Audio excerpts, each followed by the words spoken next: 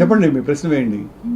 అంటే మీరు టీటీడీ పాలక మండలి చైర్మన్ గా 2 సార్లు పనిచేశారు, బోర్డు సభ్యుడిగా 2 సార్లు, 3 సార్లు పనిచేశారు. 3 సార్లు పనిచేశారు.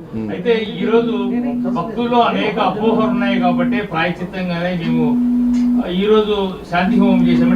అపోహలు టీటీడీ చేసినటువంటి శాంతి రాజుగారు భక్తుల్లో కాదు అపోహలు ఉండేది. చంద్రబాబు మెదడులో కుళ్ళుంది, ఆ కుళ్ళును వెలికి తీసినాడు, మా మీద విషప్రయోగం చేసినాడు.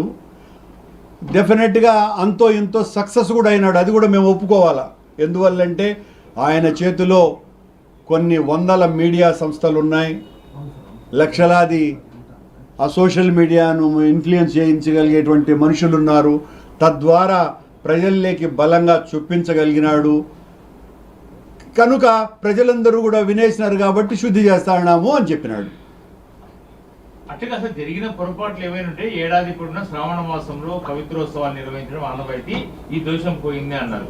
మళ్ళీ ఇప్పుడు శాంతి నేనంటే నేను ఇంతకుముందు మాట్లాడేశా రాజుగారు, మీరు మళ్ళీ కొత్తగా వచ్చినట్టుగా ఉండదు, దాని విషయం చెప్పేశారు. లోకేష్ గారు తిరుపతిలో కూడా అంటే బహిరంగ సవాళ్ళకు రావాలి, నేను ఇక్కడే ఉంటాను అట్లంతా కూడా చాలా నేను ఇక్కడే ఉంటానన్నాడు, అప్పుడే వెళ్ళిపోయినాడండి ఆయన. ఎందుకు వెళ్ళిపోయాడు? వాడని నెయ్యిని కూడా వాడారంటూ ఒక దుష్ప్రచారం అయితే ఇప్పటికీ బలంగా తీసుకెళ్తున్నారు. ఏం చూడాలంటారు? ఏం చేద్దామండి, చంద్రబాబు గారికి గొంతు పెద్దది, మన గొంతు మూగది. నిజం గొంతు చిన్నది, అబద్ధం గొంతు చాలా చాలా విశాలమైంది.